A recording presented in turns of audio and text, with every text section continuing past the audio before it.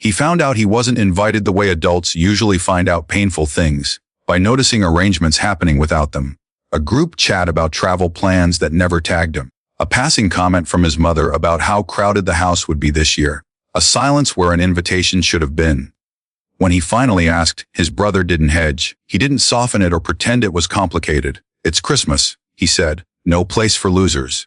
The word didn't sting the way insults usually do. It arrived with administrative clarity, like a policy decision, as if the family had simply updated its criteria. He said, "Okay," and meant it. That was the part that surprised even him. For years, his role had been so stable it barely registered as a role at all. He didn't live flashily. He didn't talk about stress. He just paid things when they needed paying.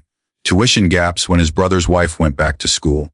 Childcare when schedules collapsed. Rent assistance that started as, just for a few months, and stretched into years because the transfers never bounced. No one called it dependence. They called it help. He had mistaken proximity for belonging. The exclusion clarified the difference. He didn't retaliate. He didn't announce a decision. He opened his laptop, pulled up recurring payments, and began ending them one by one.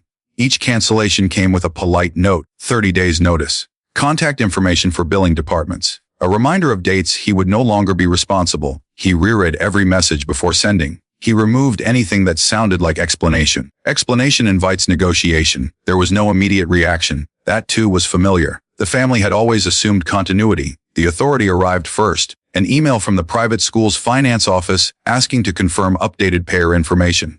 A voicemail from the after-school program explaining that without sponsorship renewal, the children's spots could not be held past the semester.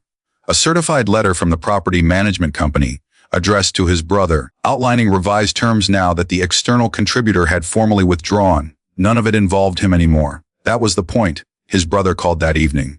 Then again. Then sent messages that began confused and escalated into accusation. Words like abandoning and punishing the kids appeared quickly, as if they had always been waiting nearby. He did not respond. Silence, he had learned, is not passive. It is structural. When his mother called, her voice was careful in a way that suggested she already knew the outcome.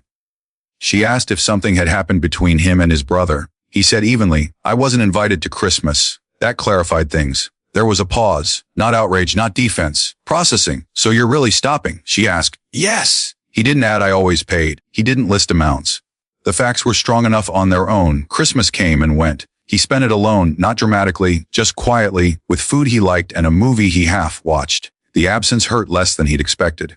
What lingered instead was a dull awareness of how much emotional labor he'd been doing to stay included in a system that had already written him out.